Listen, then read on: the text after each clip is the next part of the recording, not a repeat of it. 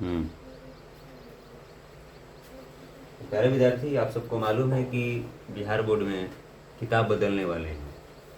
लगभग हर विषय बदल जाएंगे। एनसीईआरटी का मैथ ही रहेगा।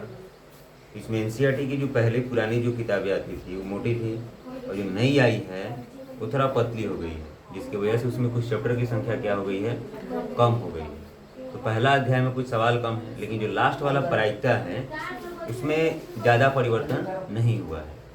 इसलिए हम प्रायिकता से चालू कर रहे हैं, इसलिए आप इसे हल्का में लेने का प्रयास ना करें। आप सबके पास अभी किताब नहीं है, मैं क्वेश्चंस को प्रिंट आउट करके दूंगा, उससे आप आराम से आसानी से देख के उससे सवाल बना सकते हैं। तो आज ये प्रायिकता जो लास्ट अध्याय है, प्रायिकता लास्ट ही अध्याय है, तो प्रायिकता क्या है और इससे संबंधित कुछ मुख्य पद को हम लोग आज जानेंगे। जो बच्चे क्लास मिस किए हैं वो वीडियो के माध्यम से अपना देखेंगे। आप लोग ध्यान सुनेंगे, ऐसा नहीं होगा कि हम वीडियो में देख लेंगे चाहे ऐसा कर लेंगे, ठीक है। चलो देखते हैं। शब्द है प्रायिकता, इसको इंग्लिश में प्रोबेबिलिटी कहते हैं। प्रायिकता गणित में एक ऐसी अवधारणा है जिसका प्रयोग हम लोग संभावना व्यक्त करने के लिए करते हैं।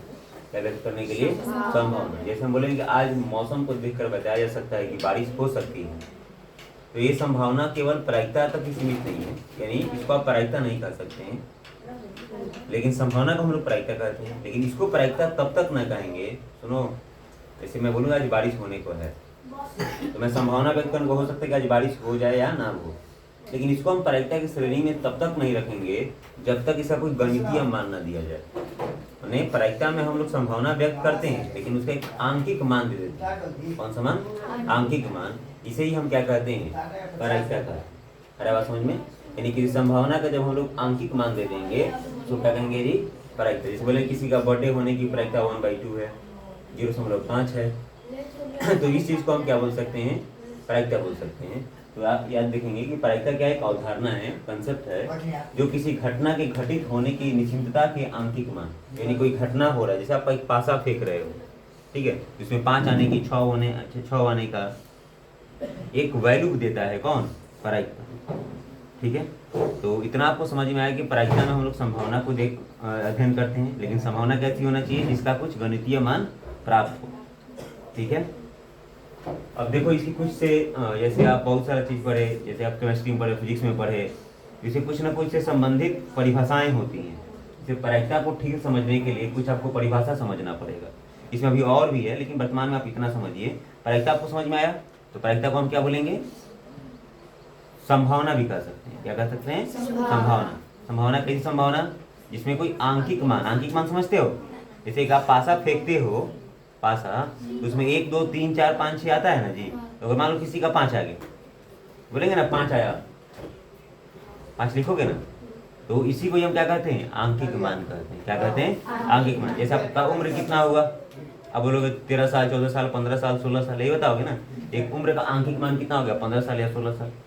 यानी अंक वाले 1 2 3 4 5, उसी को हम क्या कहते हैं? पहले आंकिक मान कहते हैं। तो पहले समझते हैं प्रयोग क्या होता है। इंग्लिश में कहते हैं एक्सपेरिमेंट। क्या बोलते हैं प्यारे? एक्सपेरिमेंट।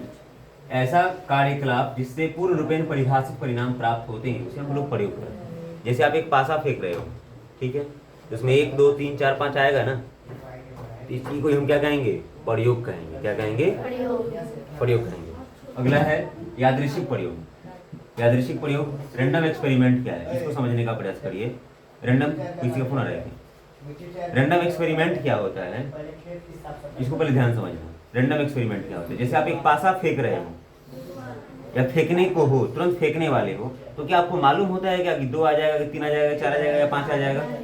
तो कोई घटना करने से पहले आपको मालूम ही ना हो कि इसके बाद क्या क्या हो सकता है या क्या क्या आ सकता है, उसी को हम क्या कहते हैं? पहले यादृच्छिक प्रयोग या रैंडम एक्सपेरिमेंट कहते हैं। समझ में?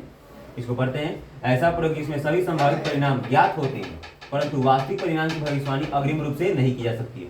हाँ भाई, एक हम पासा फेंकते तो मालूम होगा ना 1 2 3 4 5 6 ही आएगा, 6 में से कोई एक ही आएगा, लेकिन ये नहीं कह सकते कि कौन आएगा। इस प्रकार के प्रयोग को हम क्या बोलते हैं प्यारे? यादृच्छिक प्रयोग। अरे बात समझ में?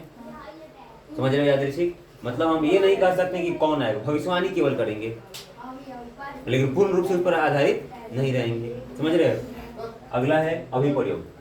एक बार किसी प्रयोग को करना ही क्या कहलाता है? जैसे एक बार आप सिक्का को उछाल दिए, एक बार आप सिक्का को उछाले उसको हम क्या बोलेंगे, अभिप्रयोग। एक बार आप पासा फेंके उसको क्या बोलेंगे, अभिप्रयोग। लूडो का गोटी को ही हम लोग क्या कहते हैं, पासा कहते हैं। अब देखो घटना क्या होता है, घटना को इवेंट कहते हैं। क्या कहते हैं प्यारे, इवेंट। किसी अभिप्रयोग के संभावित परिणाम की घटना को नहीं, किसी अभिप्रयोग के संभावित परिणाम को घटना का, जैसे सिक्के को उछालने पर चित या पद आना ही घटना है। सुनो जी, जैसे आप एक पासा फेंकते हो, पासा फेंक रहे हो, उसमें 1 आएगा, 2 आएगा, 3 आएगा, या जो भी कुछ भी आ रहा है। जैसे मान लो आप पासा फेंके 5 आ गया, तो हम 5 को क्या बोलेंगे, घटना बोलेंगे। क्या बोलेंगे, घटना। एक आप सिक्का फेंके या उस सिक्का उछालते हैं, फेंकते नहीं, सिक्का हम क्या करते हैं, उछालते हैं, उसमें हेड आएगा नहीं तो टेल आएगा, उसी को हम क्या कहते हैं प्यारे, घटना कहते हैं। ठीक है। अब एक होता है अनुकूल घटना, फेवरेबल। फेवरेबल मतलब आपके पक्ष में होना चाहिए। तो ऐसी स्थिति में किसी घटना के घटित होने की पूरी संभावना होती है। अब सुनो जी, अनुकूल घटना क्या है। जैसे मैं एक पासा को फेंका, ठीक है, तो उसमें अनुकूल घटना कितना होगा, 6 होगा। क्या होगा, 6 में से कोई एक आएगा, उसको हम क्या कहते हैं, अनुकूल घटना। अब बताओ, एक पासा फेंकने पर 8 अनुकूल घटना है, नहीं है। एक पासा फेंकने पर -1 अनुकूल घटना है, नहीं। तो अनुकूल घटना क्या होता है कि जैसे एक आप कोई प्रयोग कर रहे हो तो उसमें जो जो संख्याएं आने को है आपको पहले से ही मालूम है, उसी को हम क्या कहते हैं, अनुकूल घटना। याद रहेगा। चलो।